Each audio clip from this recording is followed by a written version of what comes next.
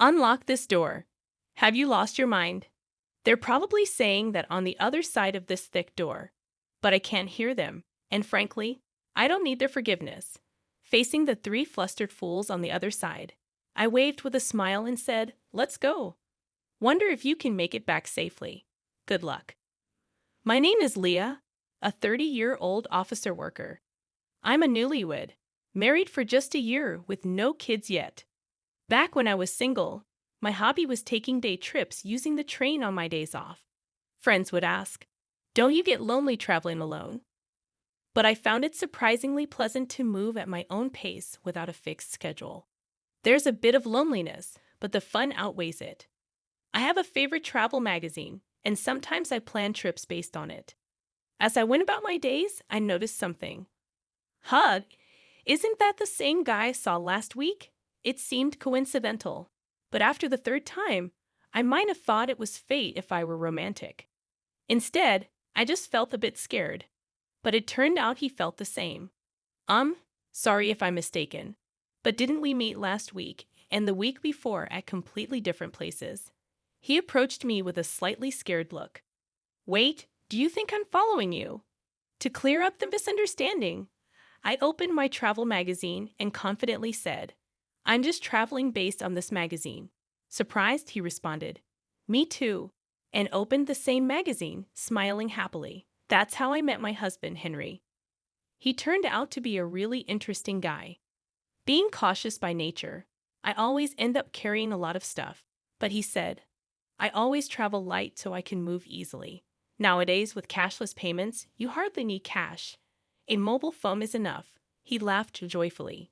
Talking with someone with such different values was very stimulating. We hit it off, discussing our favorite travel destinations and exchanged contacts. Though we both liked solo trips, we started going out together more often. Surprisingly, I enjoyed sharing memories with someone else, and I found that local food tastes even better when shared. One day, after about 6 months, Henry asked me to go out. I didn't feel bad at all. In fact, I felt the same way and remember being very happy. We decided to get married 6 months into our relationship. I thought our happy newlywed life was just beginning, but my expectations quickly shattered due to Henry's parents, Jack and Aaliyah. Their house is about a 30-minute drive from ours. They are still in their 50s, with Aaliyah working part-time, and both of them are employed. Initially, they used to visit our house, but lately, we've managed to maintain a reasonable distance. However, an incident occurred that disrupted this balance. "Hey, Henry, let's go here on our next day off." I agree, sounds good. Our post-marriage tradition of many trips to tourist spots continued as usual. Minimalist Henry recently reduced his belongings to just a mobile phone, even entrusting his wallet to me. It feels so light. I don't look like someone who's about to go out at all, do I? He said with a contented smile. I thought to myself, at least carry your own wallet. But it wasn't really a bother. It was an ordinary conversation, but that day was different. Oh, by the way, Dad and Mom's wedding anniversary is coming up soon. How about we invite my parents on our next trip? Henry's sudden suggestion made me tense up. Of course, there was a reason for that, but I couldn't just say no. So I responded, "Yeah, that sounds good." We haven't seen Aaliyah and Jack recently anyway. Unaware of my slightly strained face, Henry didn't notice a thing. The next day, they were really looking forward to it. When I called, he told me, "I guess I have to give it my best shot." So I steeled myself. Honestly, I'm not comfortable around my parents-in-law. They're not bad people, we're just not a good fit. I'm more on the reserved side, not fond of noisy places, and this applies to people too. Talking to high-energy people can be mentally exhausting for me. Speaking of my parents-in-law, they are incredibly cheerful. When I first met them, their exuberance overwhelmed me. "Nice to meet you. I'm Henry's mom, and I'm the dad," they announced loudly, like comedians, making me stiffen up involuntarily. That time, the four of us, including Henry and his parents, went out to eat, and they chose the restaurant. I wondered if it's their favorite place, but when we got there, It was an all-you-can-eat buffet. Meeting their son's girlfriend for the first time at such a casual place made me laugh. We're so nervous today. We haven't eaten anything since morning, Alia, who didn't seem nervous at all, said cheerfully to me. That's right, that's right. Plus, we have to get our money's worth. The true reason for skipping breakfast was quickly revealed by Jack. Their loud voices attracted quiet laughter from nearby tables. Embarrassed by then and wanting to go home, looking sideways, thinking Henry must feel the same, I was surprised to find he wasn't there. He had gone to get food. Not to be outdone, the parents-in-law also got up, piling their plates with food. Are they planning to hibernate after eating so much? Can I really become part of this family? I managed only a forced smile at their overwhelming presence.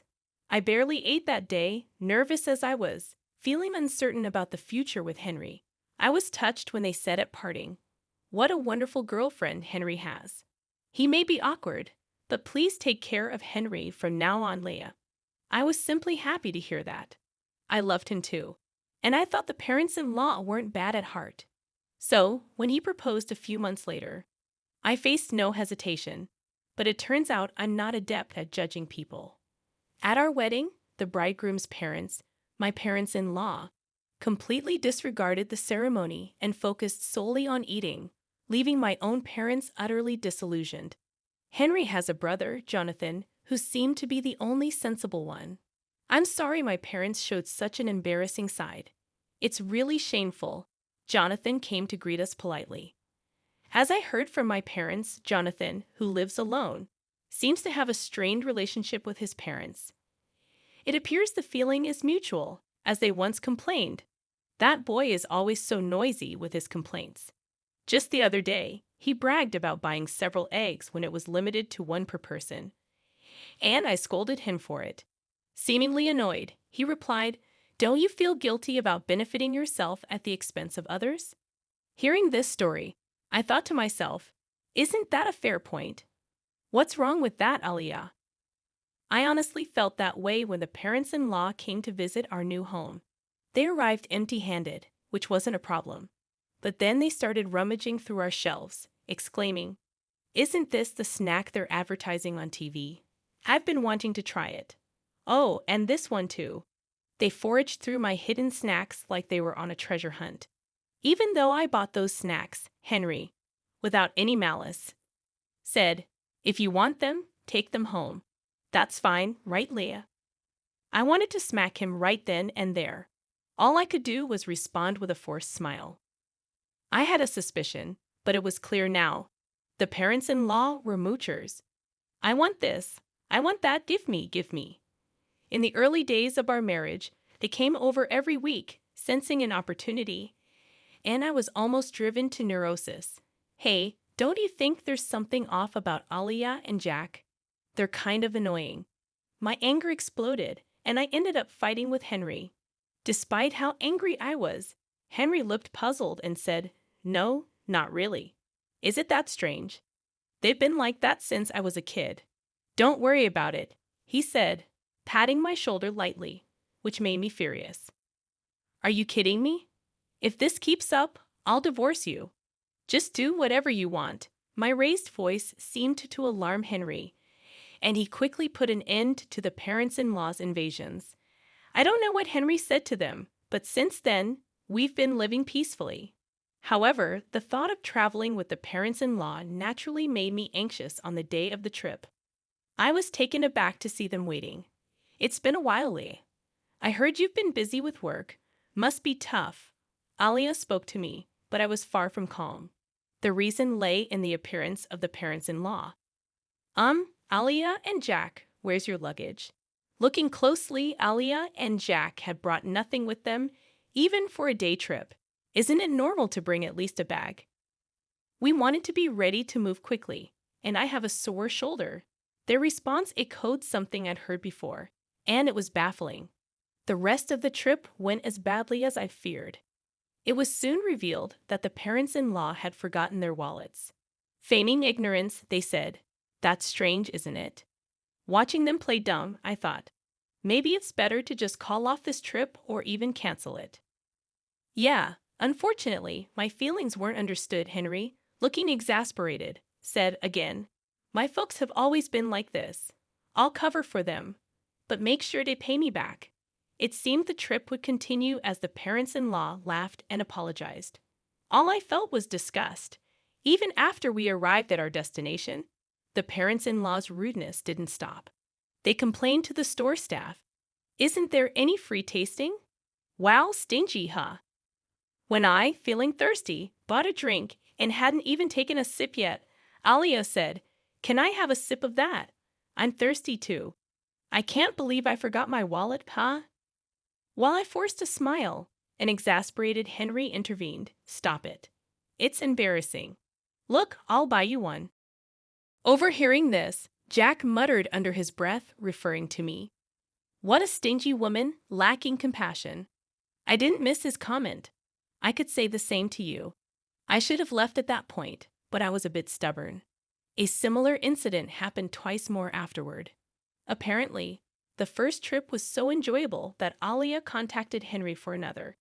When I saw them on the station platform, I couldn't help but feel chills. The second time they brought their wallets, but when the moment came, oh no, this is the wallet I used before. I rushed out in such a hurry. Their obvious lie was something only Henry would believe. And on the third trip, they forgot their wallets again. By then, it was clear it was a deliberate act.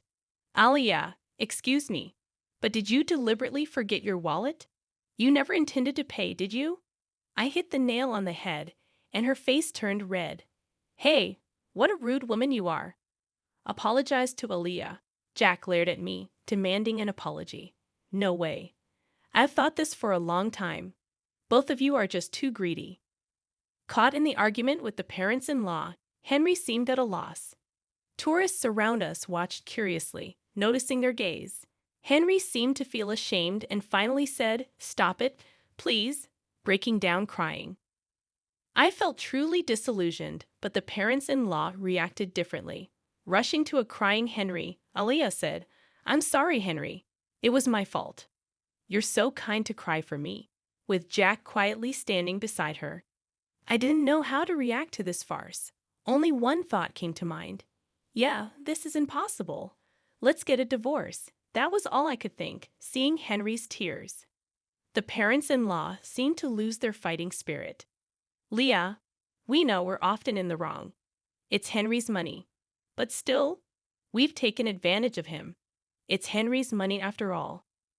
I don't know why they said it twice, but their words, dripping with sarcasm, showed no real remorse. And so, it was confirmed that they had deliberately forgotten their wallets. Alia referred to it as Henry's money, but we both work, and his salary is only slightly higher than mine. Our actual incomes are not much different. Recently, every trip with the parents-in-law ended with, "I want to buy this too. Maybe some gifts for the neighbors as well." "What's that? Looks tasty. Hey, Henry, buy that for me." Because of their endless demands, Henry's credit card bills were shockingly high.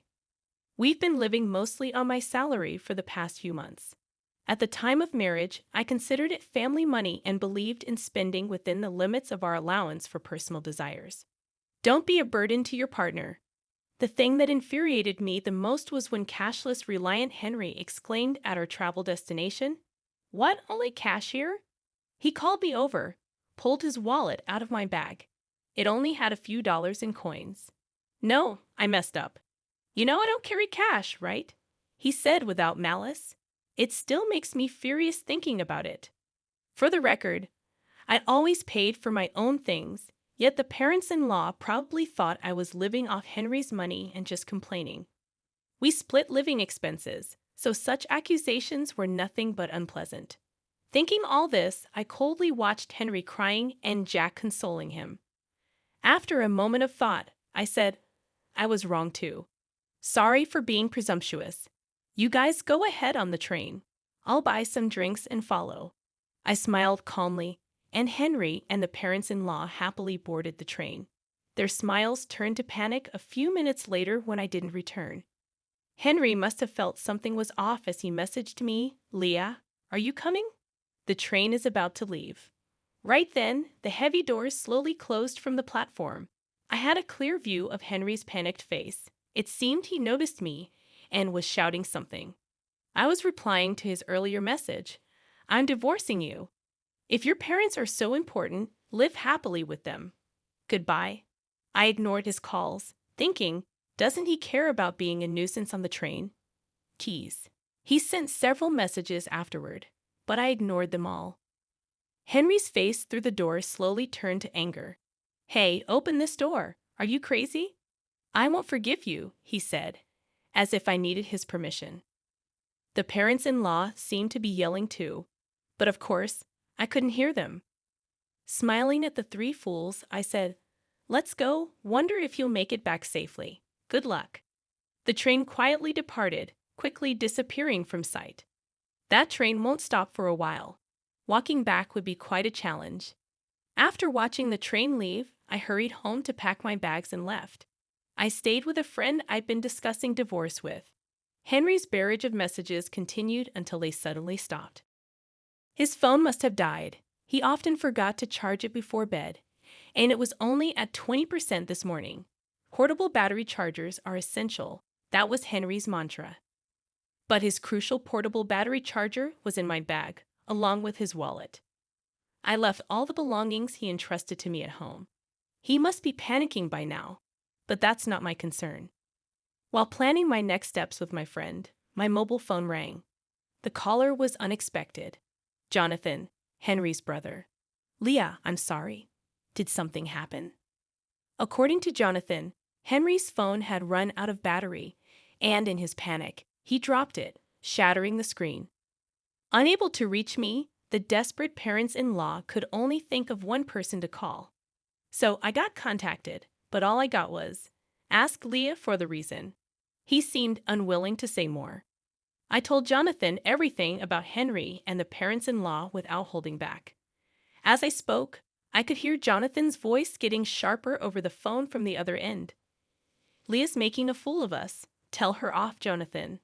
The in-laws were loudly insisting that Jonathan, with his way with words, would outtalk me. After I finished explaining, Jonathan snapped, Hey, you scoundrel. Are you stupid? What, you scoundrel? I had heard from Aliyah that when Jonathan gets really angry, he becomes intimidating with a high-handed tone. And since Jonathan only speaks sense, Henry and the parents-in-law can't retort when he gets like that. I could hear the in-laws arguing in the background, but I quietly hung up the phone. Henry was not content with the divorce. But after I conveyed through a lawyer that I wanted to divorce without any further contact, he reluctantly agreed, accompanied by Jonathan. Later, Jonathan told me that the parents-in-law had always been terrible moochers, disliked by neighbors and even school associates. When Henry returned to the ex-in-law's house, he quickly became the talk of the neighborhood, and now all three hardly ever go out. Henry's colleagues, not knowing what to say about the quick divorce, were treating him like a delicate subject. I'm glad to cut ties with them after this incident, Jonathan told me with a laugh. The parents-in-law were known at the local supermarket for their outrageous behavior. This is expiring soon, so give me a discount. It's a little damaged, so I'll take it for free. Jonathan expressed his long-standing embarrassment and disdain for his parents' behavior. Recently, Henry has been seen joining them, reflecting their blood connection. It turned out the parents-in-law were both gambling addicts, often skimping on food expenses, which explained their constant hunger and lack of money. When asked about the reason for my divorce, I can only say it was a difference in values. If anyone can tolerate such behavior, they must be incredibly broad-minded. It was just too much for me. I've continued working and even started a side job as a web writer after my travel blog caught a publisher's attention. I still travel, combining it with writing assignments. Solo travel seems to suit me best. Last month, I earned a decent income from writing, so I'm planning to take a vacation to a resort somewhere far for relaxation. I'm still only 30 years old, life is just beginning.